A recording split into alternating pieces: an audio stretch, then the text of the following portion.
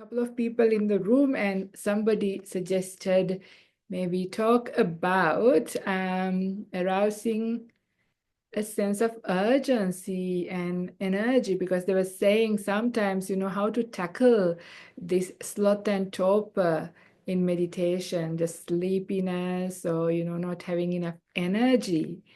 And this is quite a common problem, isn't it?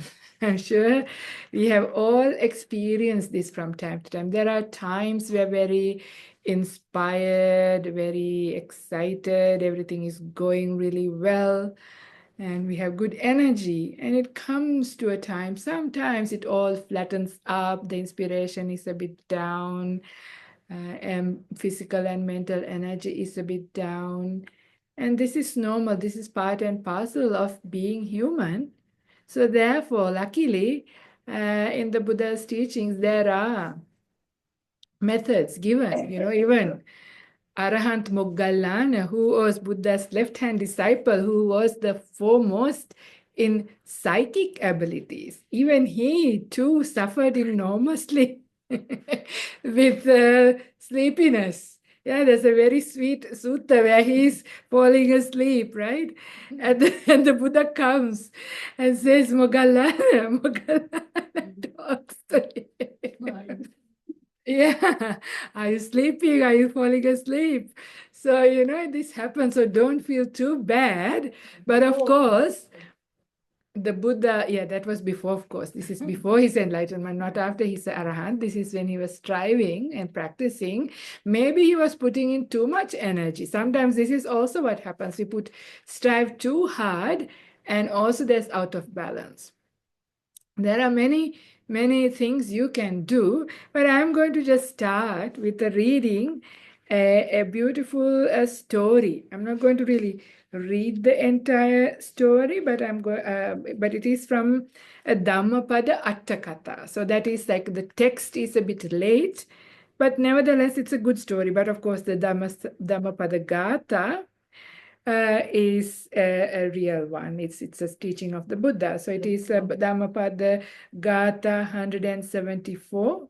The Gatha goes like this. Blind is the world. Few are those who clearly see. As few birds escape from a net, few go to blissful state. So the Buddha says, most people in the world are blind. Blind to what? Blind to the reality. What is going on in this world? What are we doing here? Day in, day out, weeks come, weeks go. What are we doing? Trapped in so many things. And we are blind to this. Yeah, we are trapped in a body. We are trapped in a mind. Yeah, we have spoken about these things again and again. And we don't see what is going on. And we just continue on. So there are very few, the Buddha says. And the story is a very beautiful one. So in this story, there is a teenage girl who listens to the Buddha when the Buddha visits their village. It's a small village somewhere. Yeah, it's okay. In Alavi, and so the little girls really listen to the teaching, and the Buddha talks about how uncertain the life is. How once born, death is the only sure thing to happen. So once she hears that, she gets quite inspired because she knows that it is true. So sometimes the discourses that the Buddha gives are some very simple things, because a lot of these village people, they're not all that educated. Most people didn't go to school, and they had very simple lives. So it was very simple teaching sometimes the Buddha gave, but these people took that into their heart. So this little girl took the idea of onset of death. So she really make it a practice, this marana satya, contemplation of mindfulness of death. So how did she practice? So when she's walking, she thinks that my death could happen. I will die, that's for sure, that kind of idea. Like as she was working, even when she's sitting, whatever she was doing, this idea of the death might happen was in her mind. So she's been practicing like that. And her father was a weaver. He had a factory, so they weave clothes, right? That was the business.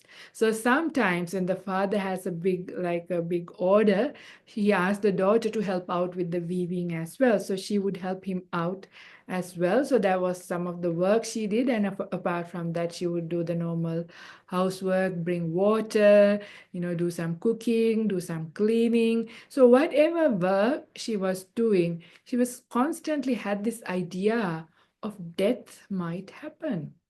So because she had that, she was really, really becoming peaceful. So she was making some progress on the path. Couple of years later, the Buddha was coming close to Alavi again, and he was in that area. And it is said that the Buddha, every morning after he gets up from his meditation, morning meditation, with a heart of compassion, with his divine eye, he looks around in the world just to see who can he help today. So he just looks around and sees there anybody that is kind of ripe and ready, who I can inspire a little bit, so that they could actually, grow higher, have wisdom, have insight. So when he was close by to Alavi, in the nearby village, he was looking and he saw that this girl was quite ripe, because a couple of years ago when he gave this discourse, she took it into heart and she has been practicing. By now she was about 16. So it was about when she was 13, she heard this discourse, previous one. And he realized that she's now ready and she needs some help right now, and she could make progress. So then the people of Alavi came to know the Buddha is nearby and he will be coming. And the little girl also heard he's coming, and they were all excited because they had a really good time when the Buddha came last time. So it's really nice. People were getting very excited to offer dana and do all of those things, welcome him and listen to a discourse. The little girl was also very excited to hear another teaching by the Buddha. However, unfortunately, on that day that the Buddha was coming, his father got a very big order and he really needed help. So the little girl was really thinking now what to do. I can't abandon my father because my father looks after me. She had a lot of gratitude for his father for everything he was doing. So she felt that it is really important to do her duties and help out of his father with this big order. So she really worked really hard, like really, really hard to make and finish everything. So she knew that she won't be able to join in the almsgiving, but she was really, really hopeful that she can at least go to listen to the Dhamma sermon. So all the meal was done, everything was done and finished. And now the Buddha was sitting, all the villagers were sitting quietly, but the Buddha was sitting quietly. He wasn't speaking anything. So the villagers also waiting now to listen to the Dhammaka. So he waited, and then finally he saw the girl carrying a big basket of all the material, the cloth that she has weaved, passing by. And the Buddha sort of indicates her to come and sit. So because she was on her way, she thought she'll deliver the clothes and then come and listen. But somehow Buddha gets her attention and sort of asks her to come and sit. So when she comes and sits down, then the Buddha starts to ask some questions. So because she just arrived and everybody saw, and then the Buddha asks a series of questions.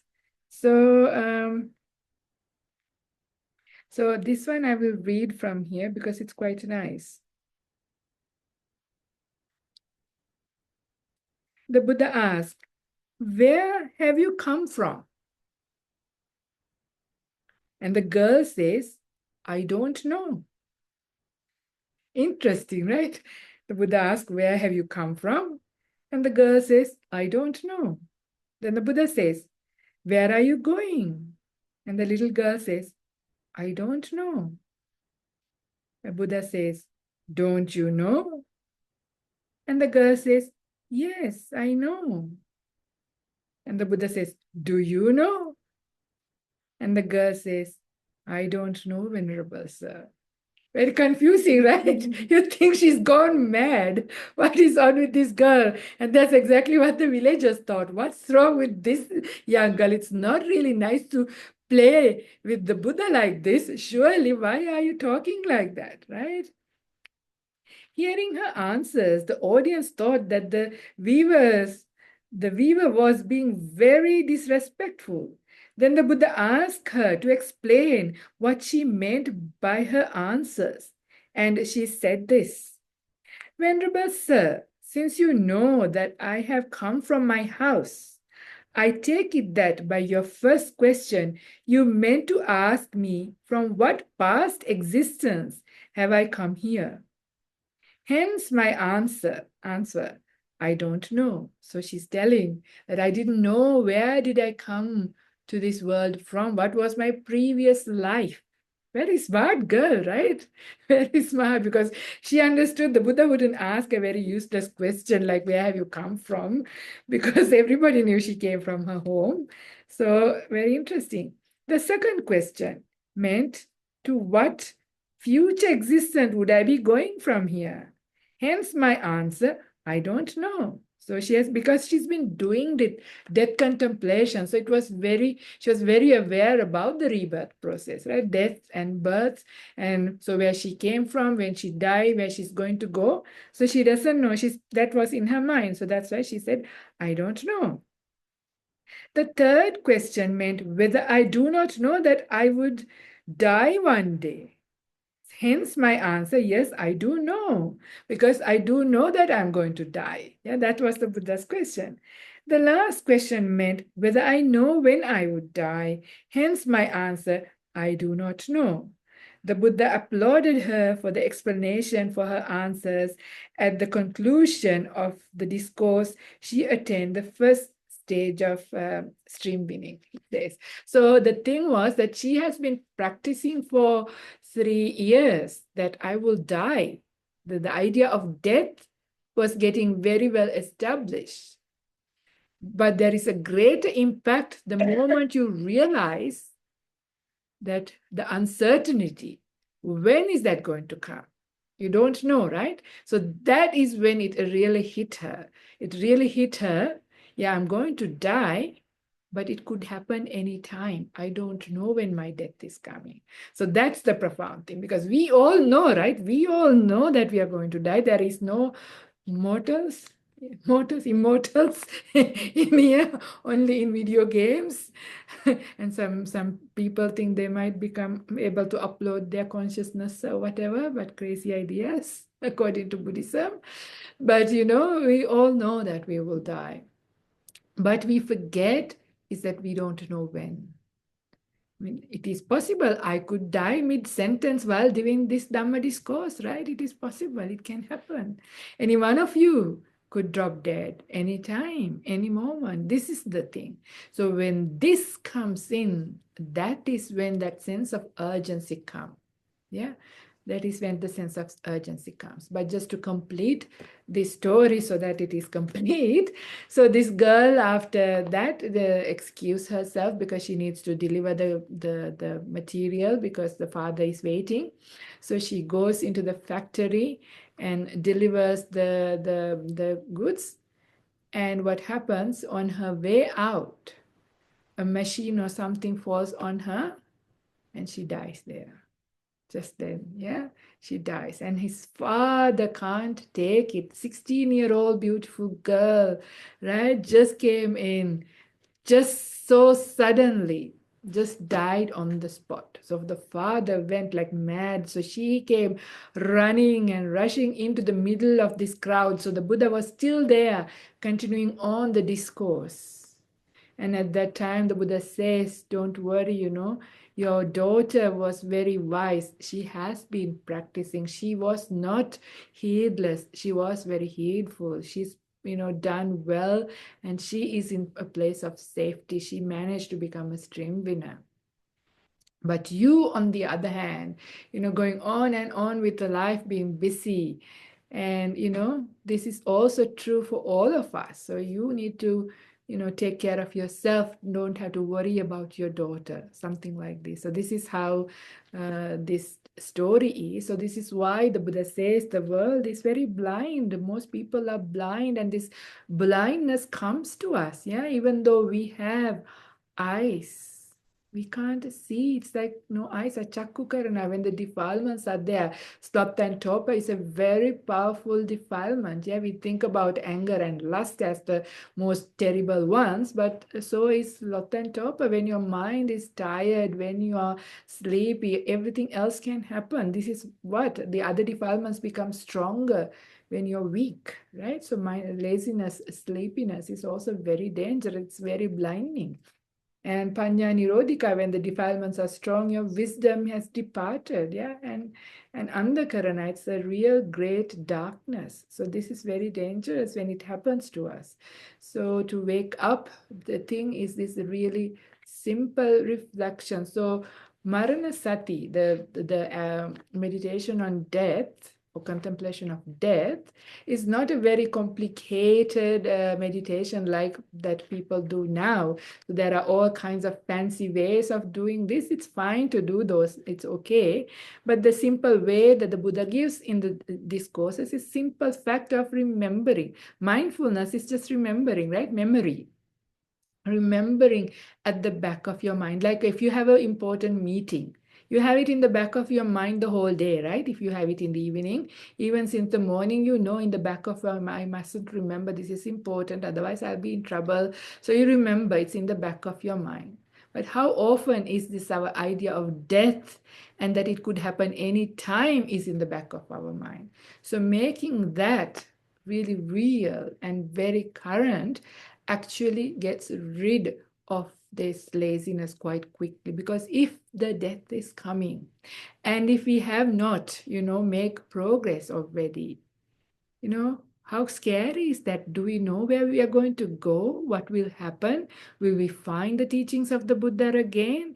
Now we have these great opportunities. Now we have these beautiful teachings, beautiful places. We have reasonably good health. We have a reasonably good enough mind to understand this. All of this is here. So how come we allow laziness to take on board? Time is really short. Opportunities are short, right? So even if it is not just death, look at the current world. If anything, I mean, if you are watching news, I don't, so I don't know really very much, but I hear people getting angry, upset, saying, all kinds of things, terrible things that they can foresee in the world. Even then, when there is big wars or difficulty happening in the world, it is also sometimes very difficult. You are just in the survival mode sometimes. But right now, tonight, this evening, things are really good, right? When we think like that, when we remember like that, we remember the danger of this life and the samsara. And also, if we die, I mean, all of us have done stupid things, various degrees, right?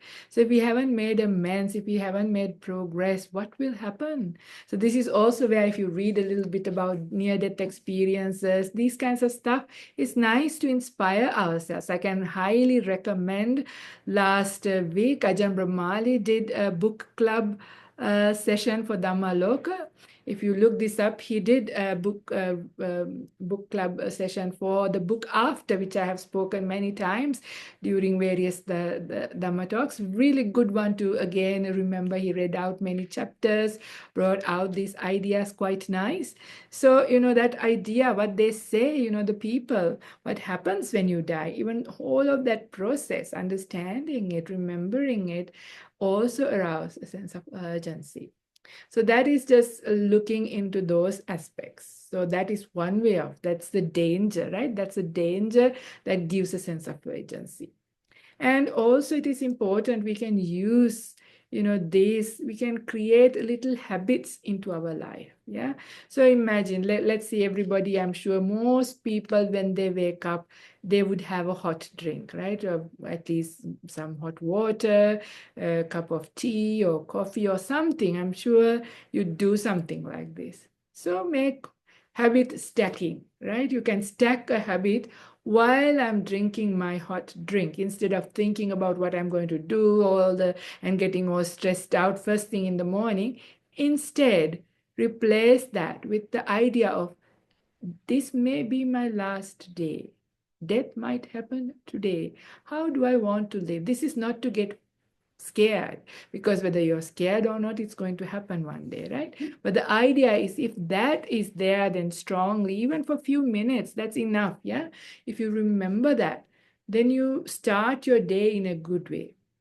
So you start talking to the people around you in a good way. Yeah. And you try to do things in good ways. And you also remember, I need to also sit, meditate, do whatever I can in this day. Somehow, make that a priority. What are my priorities? Because if you have that idea of I might die, so your priorities change, right? Your priorities definitely change if you only had that day to live. So in that way, you actually do the important work that you need to do in this life, as you put that forward, and everything else goes around it. So these little things. So the Buddha has so many reflections that he recommends us to do. Ittipati sanchikkati. If you want to search, thus you should reflect, bhikkhus. And sikitabang, thus you should train monks or nuns. So these things you can look up and have them, and have, times for reflections on different days at different times before going to bed. You can bring some idea up like that, then they become very current in your mind. And when that is there, that's very helpful. So that's one way to arouse energy. The other way to arouse energy is to remember the good side. How amazing is it when you sit? When you sit, when you relax, when you calm down, it's such a nice state to be. Yeah, even if not all the meditations are nice, every single one of you have had some nice times, at least few minutes, whatever it is, remember those times. That is also why we every time after a sit ask to uh, see how you feel now. Yeah, so then you realize, wow, yeah, I have calmed down and it feels nice to feel relaxed, rested, and super nice when the mindfulness is a bit up. When you have mental energy, it's a very, very nice state to be. This is also where, whenever you have good mindfulness, good mental energy, make a good note, yeah, and see and indulge and see, wow, this is great way to exist. And when you have this sleepy, slothful kind of mind, also make a note. It is a very unpleasant state. That low energy, dull, uninspired state is quite disgusting, yeah. It's not a nice state to be. So when you see those two as well, and when you inspire yourself, how amazing, how wonderful. When I practice, when my mindfulness is up, that encourages you to also do what needs to be done to prepare yourself, right? So this is where you get that inspiration. Yes, I want to sit. I want to practice. I want to come out from this sleepy state. Yeah, this lazy state. So other very practical things is, the Buddha says, a very good thing to do is walking meditation. Yeah, so if you do a bit of walking meditation, or even if you want to do some exercise, but anything like a bit cardiovascular kind of thing, walk, pace up and down quite fast, then that is really helpful. So you get a bit of energy. So try and see what is the cause of your laziness, sleepiness. There are many, many causes, and it is really important to find out. So in my time, when I look into my life, the things that I have come to know is sometimes because I have not had good sleep. So if I haven't slept well in the night time, that will have an effect. If that is the case, the best thing is to have a nap. Have a 20 minutes, half an hour nap. And once you wake up, have a cup of tea and you feel very fresh, right? Don't fight it, because the body probably needs the rest. Other times, I feel really, really slothful, exhausted, tired. It's because sometimes it's my digestion. Yeah, if my digestion is struggling, really what I have eaten, then the body wants you to go to sleep, because it wants to grab all the energy it has to try and digest this food. So then be mindful what food gives you more energy, what food makes you more tired. These are very, very simple, practical things, and we have to do this. Otherwise, you're stuck because it's nothing wrong with you. These are simple and easy to fix, right? Once you know which kind of food is more gives you more energy, which you have to avoid. So try and see. For many people, you have that opportunity. Even for us, it's a bit harder because we depend on arms. But even then, there is always a little bit of a variety. So even within that variety, find out which food to avoid and which food gives you energy. This is not a small thing. This is a very big source of our sleepiness, laziness, tiredness. The next one to check, what have I been doing? Have I been using my mind? Right? If you've been thinking a lot, especially negative thinking, that makes you very, very tired. So this includes all the browsing, the phones, listening, talking, frivolous talking. Sometimes, just listening to people talking, sometimes this is so hard, right? Sometimes you have to be present when somebody is there, and you have to, otherwise it's not polite. But we need to, know the time and time to get up and leave and excuse yourself, because it's so tiring, so draining, and these things lead to this tiredness, slothfulness in the mind. It also leads to restlessness. After restlessness, when the mind has been so restless, it goes to sleepiness. So you go between the two. And again, so when you know, then you know what you can do to avoid these things, to take care of yourself. So sometimes it's the body needs some exercise. Sometimes it's just not enough movement. You're just very, stagnated in the way you're staying. So you need to get up, go do some stretches, make it fun, because a lot of the energy comes with the mind. So for me, it's really important that whatever I do, I make it fun, make it playful. Yeah, then it's great. I mean, get excited about it. And so there are many ways that you can make something interesting, and then again it gives energy.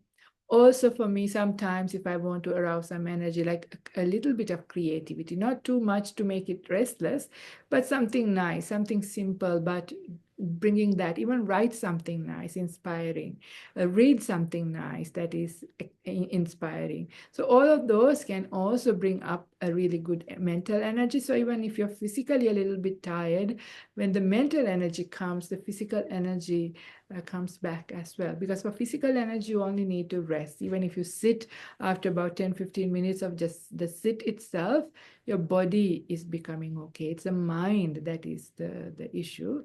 So bringing up in skillful ways is really helpful. So find out the reason. And it is not that hard to find out, why are you feeling lazy, slothful? Is it the weather? Are you feeling too cold? Wear more clothes, or find some heating. Are you too hot? See what you can do about that. Is there anything I can do to help myself? So there are many, many ways. Or is it sickness in the body? Yeah. So then you can also find out, maybe my body is fighting something. So in those cases, you do need to rest so that your body can actually recover. And the other thing that makes you sleepy is you slept too much. That also makes you sleepy and tired and slothful. So that is also important. So see how you wake up. When you wake up, if you feel really, really tired, see how many hours did you sleep. Yeah.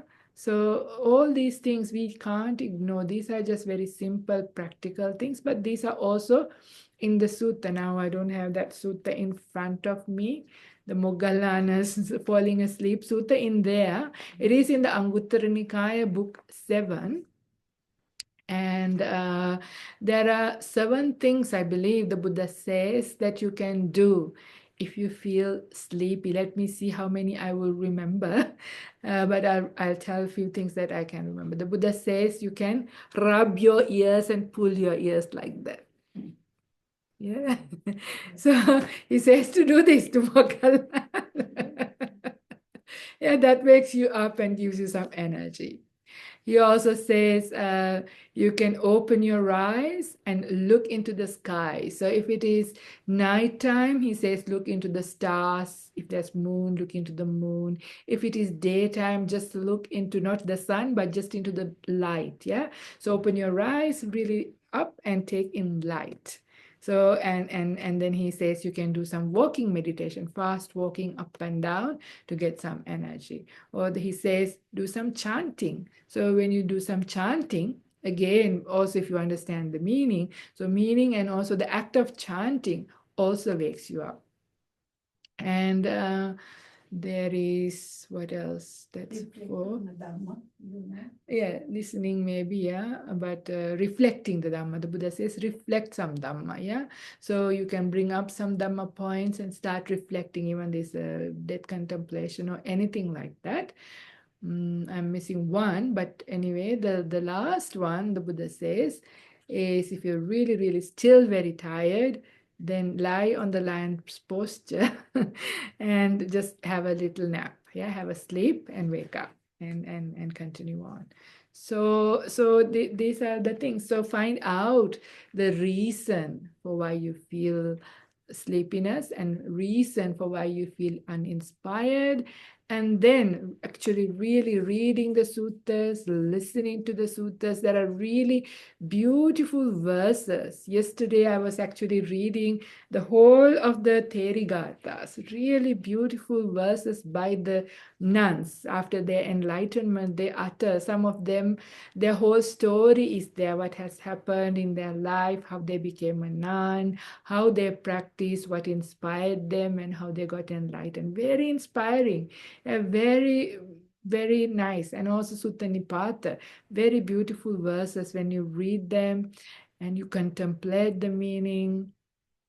These are very beautiful sources of arousing energy. Yeah, so there are many things we can do. And it is important for us to do this, because otherwise it is quite dangerous. It is quite scary. The world is ablaze, the Buddha says. It's burning, right? The whole world is burning. These are the ideas we forget. The Buddha says we are burning, yeah? Burning with the passion, yeah? Passion is burning. You know that when you have desires, it's like burning. Ill will and negativity, when the anger comes in, it burns us. And ignorance, or this ego, yeah, the sense of self comes in, it is burning. And the Buddha says there are 11 fires that are burning us, yeah. Birth, old age, sickness, sorrow, lamentation, pain, grief, despair, all of these things burns us, yeah. So these things are constantly there. So when we reflect like that and the danger of this, and also think about the beautiful path, and it's a happy path, that's the beautiful thing. Even though the idea is about suffering, the whole path is about overcoming suffering. Every stage, it is actually brings joy, brings happiness. So when we remember that as well, it inspires us. Okay, Aisha asks, it is really timely to mention how to manage fatigue. This is something that we had and I undergo in often everyday life. Very good strategies. Thanks, Aya. Yes, because this is why I don't know. These are other things that I tell all the time, but I have to tell because it has to go many times in before you do something about it. Yeah, look after your microbiome. A huge part of our exhaustion, lethargy, fatigue is coming from our gut and colon and what we eat and the bugs in our body. It's no joke, it's no simple matter. We are all kind of, the whole world, I feel, is under this, because we are so much into processed and fast food and all that. It's hard to escape. We can't escape completely. So we have to try and manage that. And when we have that fatigue, when these neurotransmitters get triggered with all kinds of desires come up because of that, anger gets triggered, anxiety gets triggered. All of these things are triggered by the signaling process of our gut microbiomes. But as a result, we also have been given all these other things. So you go into devices, you can do so many things with the tip of your fingers. So you get into a big rut very quickly, you know. Even the cravings, a lot of the cravings come from here. And then the kind of food you crave for gives you fatigue. So it is important to take a little bit attention into that too. And it is not apart from the Buddha's teaching. The Buddha does talk about taking care of your food, the right amount of food. There is even a discourse, if you want to look up in Anguttara Nikaya 5, he talks about 5 benefits of taking porridge. He talks about 5 benefits of brushing teeth. He has awareness about the oral microbiome because he tells if brushing teeth helps good eyesight. And I asked this question to an eye specialist. Did you know the connection between your teeth and eyes? Western medicine doesn't know that there is a connection between your teeth and eyes, right? The Buddha says it must be true. It must be to do with your oral microbiome. But certainly nowadays they know the oral microbiome has an effect on your blood pressure. Right? So there are many things we don't know, but Buddha talks about these things. They are in the suttas because we have a body. So we have to do and take care of it. It is never to make it perfect. It will not be perfect. The idea is to get it just right enough to be able to do the practice. When it is enough, don't get carried away now that you have all the energy and excitement, go hiking or do this or get carried away. Sit, meditate, do that first. Simran again says, I sit better when we know we are getting drowsy during a sitting meditation to continue to still get a bit of benefit or perhaps stop and take a nap. This is a good question because this the Buddha talks about in Satipatthana Samyutta. I think it is in the sutta called Bhikkhuni Quarters, where the Buddha talks about this. He says, like when you have a primary meditation object. So for many people, it could be just the breath, right? So whatever the object that you're giving using as your meditation object, and if any defilement, sloth and torpor or any other defilement comes, and if the meditation is not happening well, after some time it's continuing on, the Buddha says to stop. Otherwise, you actually build up very bad habits, right? So you don't get up straight away. You stay for 10-15 minutes and see what happens. And if it is not changing, especially with sloth and torpor, the Buddha says to stop that and bring up a very inspiring object instead. Yeah, so inspiration is the way to deal with any distraction, any hindrance, not just sloth and torpor. So one of them is a couple of them goes under the Buddha, the Anusati Bhavana, yeah, like recollection of the Buddha, Dhamma, Sangha, Sila, Chaga. So that is recollecting of the Buddha, the teachings, the enlightened disciples, your generosity, and your virtue. So these things, the recollections actually inspires your heart. And last week, if you listen to the talk, you know, I mentioned how powerful the Buddhanusati recollection was, right? Buddhanusati saved my life. So very good to have few other practices that are inspiring. So, and also I find sometimes to do a little act of service, you know, make a cup of tea for somebody, go and do a little chore to help somebody. And when you do that, also again, a bit of energy comes in, or not to get carried away and get too busy with things, just to get a little bit of a spark.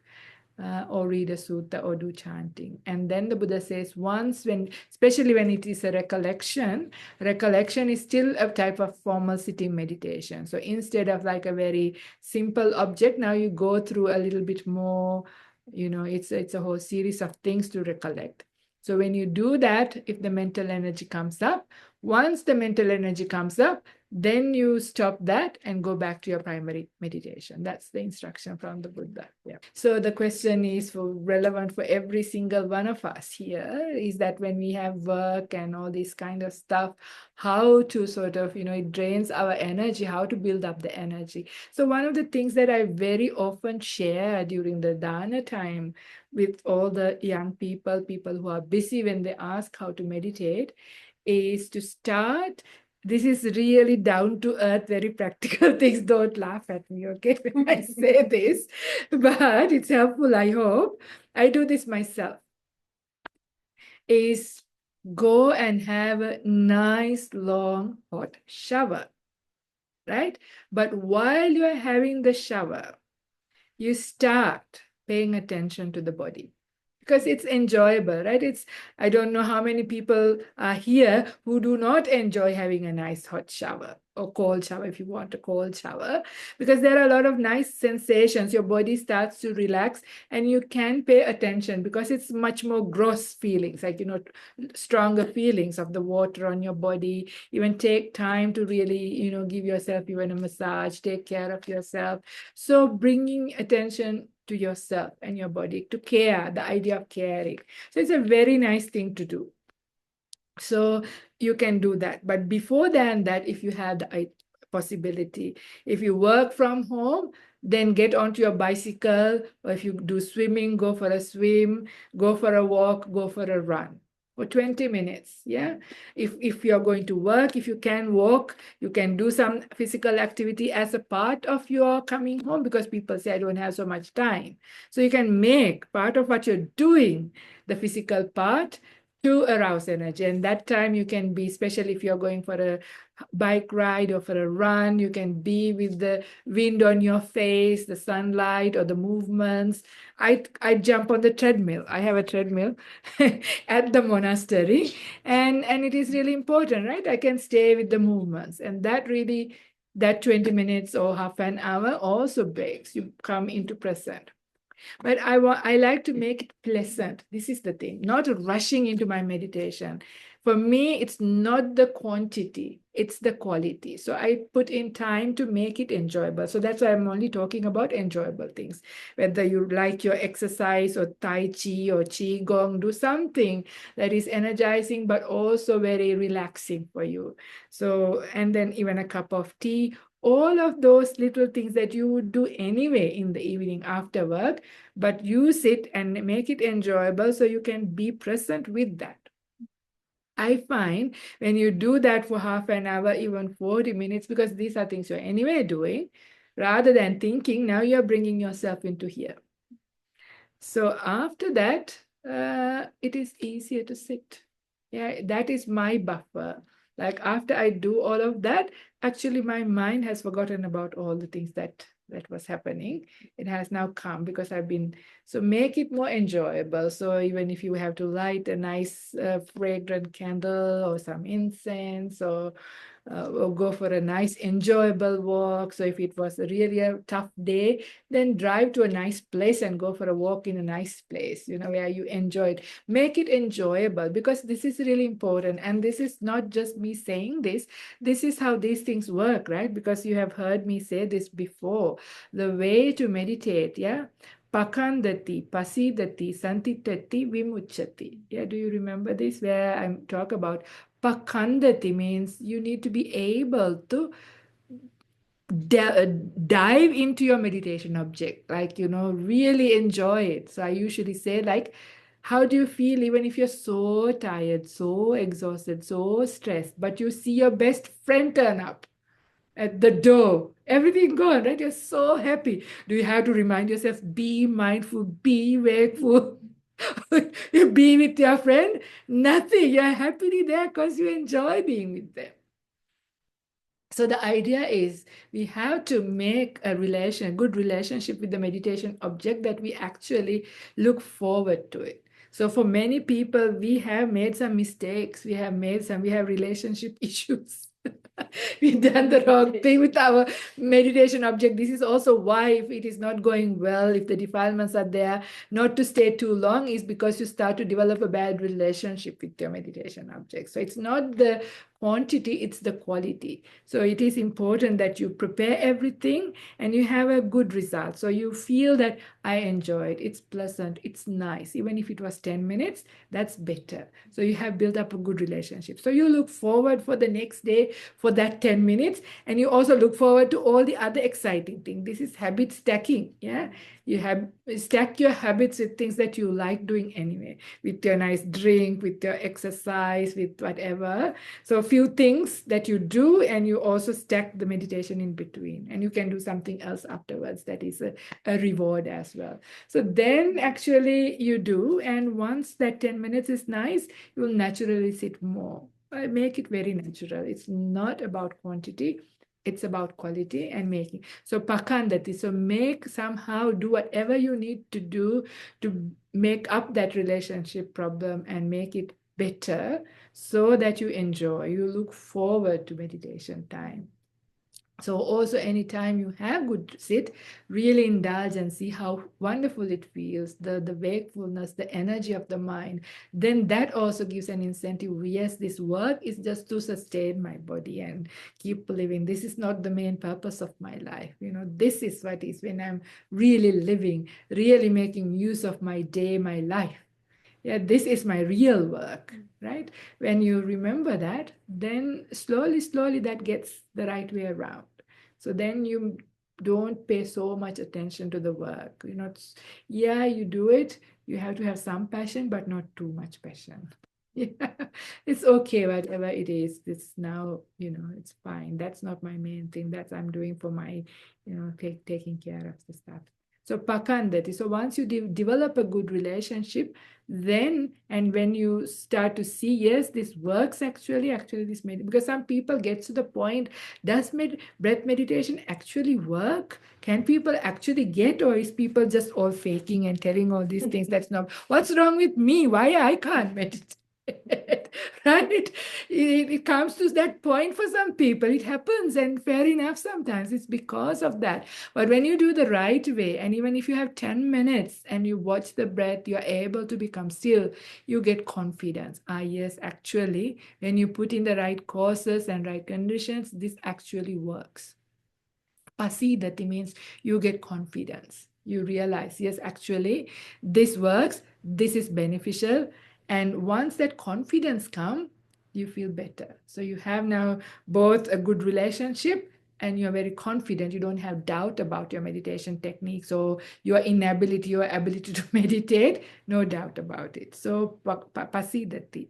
Santitati. So after that, you are able to stay and become very settled in the mind. You become settled and vimuchati. So the mind gets released after that. So very beautiful to remember this. We forget sometimes. So that's why, Ajahn Brahm also says so much. We laugh, for encouraging us to be namby pamby cream puffs, but it's good. It's rather better to really, because we sometimes are too tough with ourselves, push ourselves too much. That's not the path as well. So it is important to find the middle, not being too namby-pamby and sleep too much and eat too much and, indulge too much. It's finding what is right for you. So make it enjoyable. Then actually your mind actually wants this. Just like when you're with your friend, your problems at work or your, anything is not there, right? You're fully with your friend, enjoy 100%. Same kind of thing.